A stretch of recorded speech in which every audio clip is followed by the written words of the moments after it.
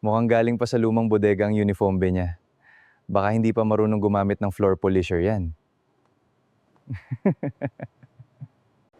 Hoy, janitor! Linisin mo nga ito agad. Bilisan mo. Opo, sir.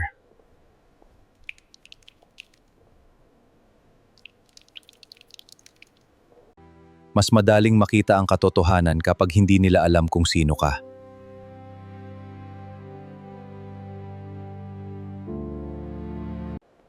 Bagong araw na naman. Hindi nila kailangang malaman kung sino talaga ako. Gusto ko lang makita ang totoong kalagayan ng kumpanya. Sir, susunduin na po ba namin kayo? Hindi pa. Ipagpatuloy ninyo ang pagmamasid. Marami pa akong kailangang malaman. Hindi muna ako kakain. Kailangan kong magtipid. Hatiin na lang natin ito.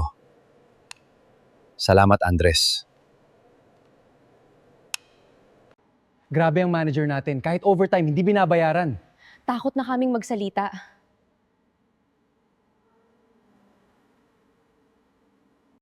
Pasensya na po, mali yata ang report na naipasa ko. Kung simpleng trabaho hindi mo magawa, baka hindi ka bagay dito. Lahat naman nagsisimula sa pagkakamali. Huwag kang susuko. Huwag ka na makialam. Janitor ka lang naman. Naintindihan ko.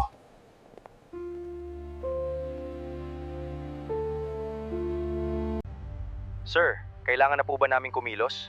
Hindi pa. Obserbahan muna natin silang lahat.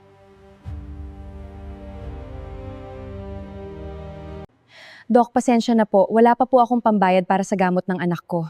Kailangan po nating simulan agad ang gamutan. Opo, Dok. Maghahanap po ako ng paraan. Salamat po. Hindi ko alam kung saan ako kukuha ng pera. Subukan mong humingi ng tulong sa management. Ilang beses na akong humingi, wala silang pakialam.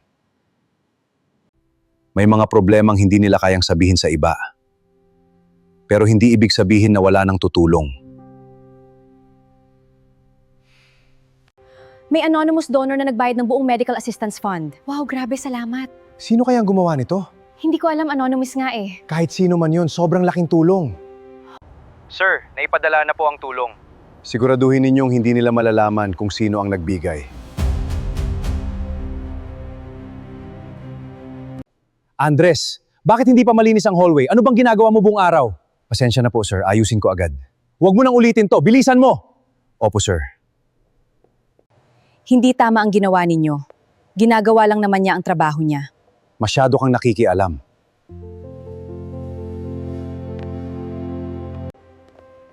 Kawawaan naman si Andres. Sanay na yata siya mapahiya.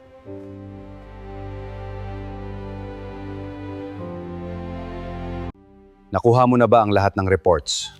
Opo sir, kompleto na ang ebidensya. Mabuti. Itago mo yan ng maayos. Opo sir, gagawin ko po. Sir, handa na po ang board meeting. Mabuti. Malapit nang matapos ang lahat.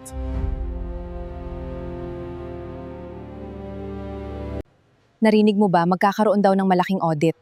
Biglaan yata, walang nakakaalam kung bakit. Siguraduhin ninyong walang mali sa mga records. Opo, sir. Mabilis ang ayusin lahat. Walang pagkakamali. Sisimula na po.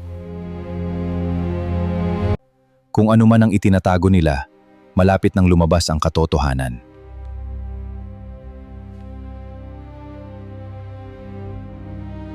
Sir, kumpirmado na po. May nakita kami mga irregularidad. Ipunin ninyo ang lahat ng ebidensya. Handa na po ang audit team. Mabuti. Panahon na para malaman ang buong katotohanan.